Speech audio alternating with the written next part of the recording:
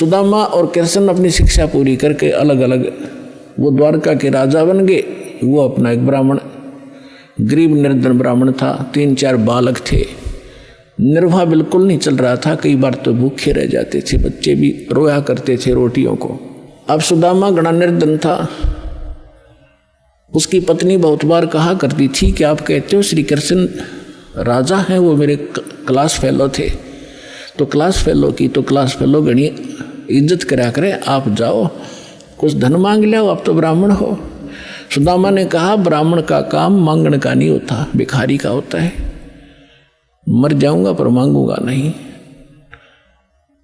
लेकिन उस मिश्राणी के घड़ा कहने से, बार बार कहने से वो विवश हो गया कि चल या कहती हो तो मैं चला जाता हूं पर मांगू कभी नहीं। वो कहा करता था सुदामा कि मेरे भाग में नहीं है, मैंने पिछले जन्म में धर्म नहीं करा, क्या कोई पुण्य नहीं करा, जिस कारण से मैं निर्धन हूं। अगर मुझे धन मैंने दान किया होता मैं निर्धन नहीं होता, और आज मुझे ज्ञान है तो मेरे पास धन नहीं, मैं तो दान कर दूं। अब जब वो चलने लगा, जैसे आज आप जी भी जाते हो कि रिलेटिव के पास, मित्र के पास कुछ फल ले जाते हो, तो पहले कोई कसार ले जाया करता था, कोई चावल भून के ले जाता था। तो ऐसे वो कुछ चावल बांध दिए अगले, और तो हमारे पास कुछ है नहीं, अपने मित्र के पास यही ले जा। और फटे पुराने कपड़े जैसा भी है वो वहाँ चले गए। अब श्री कृष्ण जी ने उसकी हालत देखी, पूछा कि आओ मित्र, बहुत दिनों में मिले और क्या हाल है परिवार का। तो सुदामा जी ने कहा जी ठाठ है, भगवान की दया से कोई कमी नहीं किसी वस्तु की। लेकिन वो तो समझ गए थे, जिसी बालक थोड़े थे श्री कृष्ण जी, 3 लोग के मालिक हैं, वो समझ गए कि तो दुखी गणा हो रहा है। 7 दिन रखा वहीं पर कि बैठो, नहाओ धो, रोटी खाओ, अपने हाथों उनके शरण धोए मित्र के। अब 7 दिन के अंदर विश्वकर्मा को बुलाकर वहां महल बना दिया, पीछे थे धन दे दिया, एक मेरे मित्र के पास भेज दो और उसको आजीवन धन दे दो। अब उधर से सुदामा जब चलने लगा, 7वें दिन के मित्र में जाता हूँ, बच्चों की याद सता रही है। अच्छा जाइए, उसके कपड़े सफ़ेद बढ़िया बनवा दिए, दौड़ वो बना दिए उसको। लेकिन चलते समय भी ये नहीं कहा कि मैं कुछ लेने आया था। लेकिन मन में दोष जरूर आ गया थोड़ा सा कि काहे का मित्र है, इसको नहीं पता मेरी क्या हालत थी, और मेरे से पूछा क्या हाल है, इसको खुद सोचना चाहिए था। ये इतना दोष आया था। रास्ते में क्या हुआ कि बदमाश लोगों ने देखा कि वो सेठ आवा है, अच्छे काचे कपड़े पहन रहा, नए नए, उसको जाते ही पकड़ लिया। वह कपड़े भी उतार लिए सारे, जेब में कुछ था ही नहीं, वो उठा ले गए। अब फिर उसके मन में आई कि भाई गलती करी मैंने, मित्र की आलोचना करी, जिसकी सजा मुझे ये मिल गई। क्योंकि हम भगत आत्मा इसी हिसाब ला लिया करन तुरंत। तो अब लंबी कहानी ना कहूँ, दास उसने आकर देखा कि महल बना है, बड़ा खुश हुआ, लेकिन मांगा नहीं। इसको ब्राह्मण कहते हैं। अरे ये ब्राह्मण इतने दर्दे तेरे न्यू हो जाएगा, तेरे पर करड़ाई आने वाली है, ये कर दे, फलान कर दे, श्राद्ध निकलवा ले, मेरी दक्षिणा इतनी दे दे, ये ब्राह्मण नहीं है। अब देखो, एक तुम भगवान मानते थे श्री कृष्ण जी को, विष्णु उर्फ विष्णु जी को, विष्णु ही श्री कृष्ण मानते हैं, और उन्होंने कितनी सहायता दे दी सुदामा जी को। एक मकान बना दिया छोटा सा पक्का, और एक जीवन का निर्वाह भी दे दिया। ना तो मोक्ष श्री कृष्ण का और ना मोक्ष सुदामा का। अब उस समर्थ परमात्मा ने क्या दिया, एक तैमूर लंग नाम का एक लोहार था मुसलमान धर्म में, और वो बहुत निर्धन थे, भेड़ बकरियों का पाली जाया करता था, साहूकार लोगों का। उससे उस समय ये नोट नाट नहीं हुआ करते थे, बस दाने दे देते थे, कणक दे देते थे आपस में। तो जिससे वो 2 माँ बेटा थे, पिता की मृत्यु हो चुकी थी। इतना निर्धन थे कि बस हैंड टू माउथ ही थी। उसकी माता बड़ी भाग्यवान थी, बहुत धार्मिक व्यक्ति की थी। कोई भी रास्ते चलता व्यक्ति आ जाता था उसके घर पे, खाना खाए बिना जान नहीं देती थी। कई बार तो ऐसी स्थिति देखी है उन्होंने कि अतिथि आ गया, तैमूर लंग के संस्कार बढ़िया बने हुए थे, और माँ ने रोटी बनाई, घर में एक अतिथि की रोटी थी, उसी अतिथि को खिला के स्वयं दोनों माँ बेटा भूखे सो जाया करते थे। ऐसे संस्कार उसके अंदर पड़े हुए थे। और ये पिछले जन्मों से परमात्मा के हंस थे तैमूरलंग भी, लेकिन हम बीच में गलती कर जाते इसलिए भटकते रहते। एक दिन तैमूरलंग बकरियां चरा रहा था साहूकारों की, स्वयं पाली बनकर, और जो खाना लेकर गया था घर से वो खा चुका था। अब परमात्मा उसी समय जिंदा महात्मा का रूप बनाकर उस पाली के पास पहुंच गए। तैमूरलंग के पास वृक्ष के नीचे बैठा था, बकरियां चर रही थी, कुछ वृक्षों के नीचे बैठी थी। तो तैमूरलंग ने कहा कि महात्मा, संस्कार थे माँ के कि कोई भी अतिथि मिल जाए बेटा भोजन की अवश्य प्रार्थना करना। क्या महाराज खाना खाओगे? कहाँ बेटा भूख लगी है। उसने कहा महाराज थोड़ी देर लेट आए थोड़े से, मैं भोजन खा चुका हूँ और अभी मैं घर से लाऊंगा, सामने घर है, थोड़ी दूरी पे हमारा घर गांव में, और अभी लाता हूँ। मेरी माँ बहुत अच्छी है, जाते बना देगी। और ऐसे करना भगवान, मेरी बकरियों का ध्यान रखना, हम गरीब बहुत हैं, एक बकरी भी इधर उधर होगी तो मैं पूरी नहीं कर पाऊंगा धनी की, मुझे बहुत दुख होगा। परमात्मा बोले बेटा चिंता ना करें, मैं खूब रखवाल करूँगा। वो घर गया, माँ से प्रार्थना की कि ऐसे ऐसे राह चलता संत है, भूखा है। माँ ने जब घर में इतना आटा था केवल 2 रोटी बनाई, 2 ही रोटी बनी, दोनों रोटी बना के लेकर आएगी। माँ ने कहा कि बेटा मैं भी चलती हूँ, मैं बर्तन ले आऊँगी, तू वहाँ अपना रखवाली करना, पाली रहना। दोनों आगे दर्शन भी करके आऊँगी साधु के। अब साधु को सामने बैठा देखकर माता ने कहा ले महाराज रोटी खा लो। परमात्मा खाना खान लगा तो इतने में माई ने 3-4 बार प्रार्थना कर दी, महाराज हम गढ़े गरीब हैं, हमारे पास तो कई बार भोजन भी नहीं होता, दया करो, कुछ आशीर्वाद दो, हमारा गुजारा ठीक चले। परमात्मा ने खाना खाया, इतने 4 बार प्रार्थना कर दी, 4-5 बार।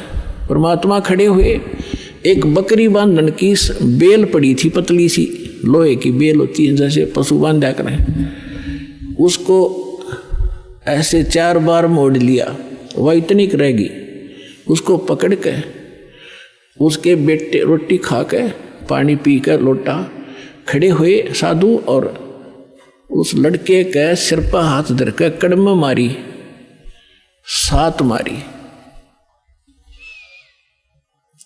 7 सांगल वो बेल मारी कड़ पे, 1 2 3 4 7 तक गिनी। माई ने सोचा बाबा जी मेंटल है और मैंने घना छेड़छाड़ दिया, ये दुखी हो गया, बेटे को कूटने लग गया। तो माई ने पूछा महाराज मेरे बेटे ने कोई गलती कर दी? अक नहीं माता, तेरे बेटे को 7 पीढ़ी का राज दे दिया मैंने, 7 पीढ़ी का राज बख्श दिया है, और उसके बाद तेरा राज टुकड़ों में बट जाएगा। माई ने सोची बाबा सचमुच मेंटल है। फिर मारी थी बच्चे का 5-4 मुक्के, 1-2 लात मारी कि ये लात मुक्के इसलिए मारे हैं, फिर तुम्हारे टुकड़ा में राज बट जाएगा।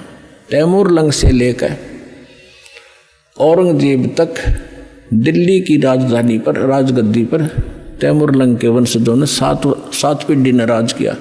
औरंगजेब के बाद ये टुकड़ों में बट गया था, इतिहास गवाह है। तैमूरलंग ने दिल्ली पर शासन किया था, अपना एक प्रतिनिधि यहाँ छोड़ दिया था जो उसको टैक्स देता था। उसके बाद उसका तीसरा पोता बाबर दिल्ली का बादशाह बना था। उसके बाद कंटिन्यू आप इतिहास देख लेना, विचलित ना होना, 10-2 शब्द बोलेगा वो ऐसे समझ लेना जैसे तहसील में रजिस्ट्री होया करे, कोई धोखा नहीं पावे। अब ये बना कैसे? अब माई ने सोचा तो पागल था, और उसी समय अंतर्ध्यान हो गए उनके सामने से। तो माई ने सोचा बाबा जी था तो शक्ति वाला, पर जो नौका तेरे बेटे को 7 पीढ़ी का राज दे दिया, या गले ना उतरी बात। अब कुछ दिनों के बाद क्या हुआ कि वही उसी रूप में परमात्मा तैमूरलंग क्या किया करता था, लोहार था ही, ये एक्स्ट्रा जॉब भी करता था पाली जाने की गरीबी के कारण।